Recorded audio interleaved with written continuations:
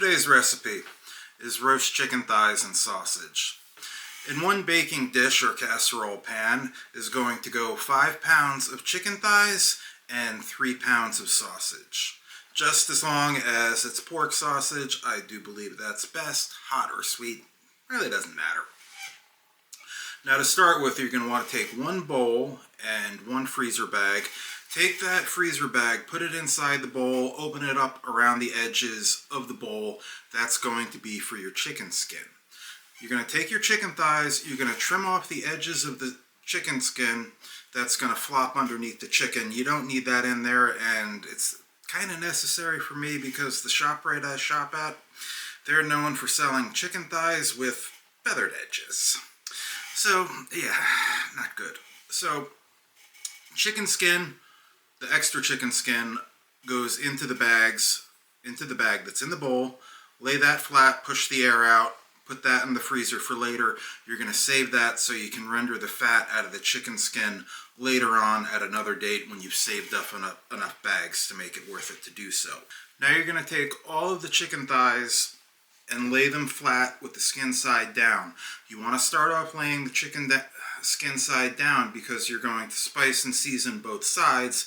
This way, when you flip them back up to cook them with the skin up top, you don't have that extra step of washing your hands again between touching your spices and everything.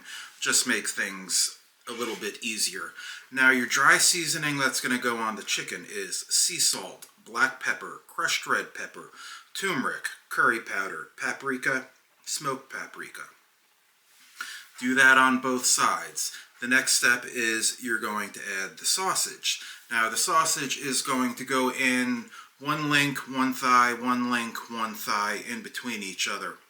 And you do not need to spice or season your sausage at all, whether it's hot or sweet. It should already be done good enough.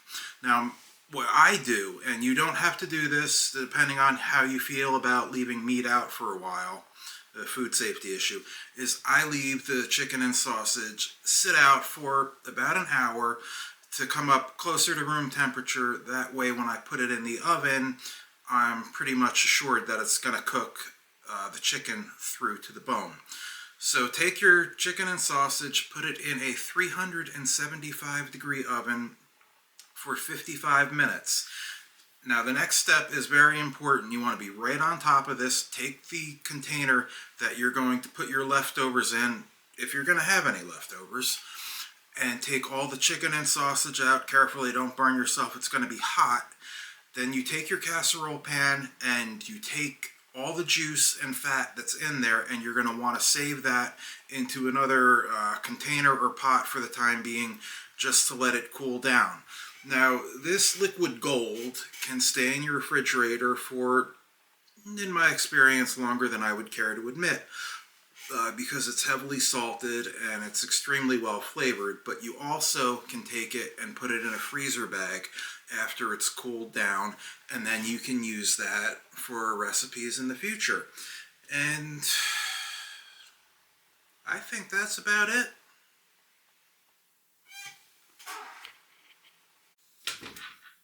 I was wrong. No, that's not about it. I forgot the tomatoes. For tomatoes, you're going to take plum tomatoes. You're going to slice them in half, then in quarters. And then you're going to want to take your tomato wedges now and put them also in between the chicken and the sausage. And then you're going to roast the tomatoes on top of the chicken and sausage. No need to salt or spice them in any way. You get a beautiful contrast in flavors. Now that's it.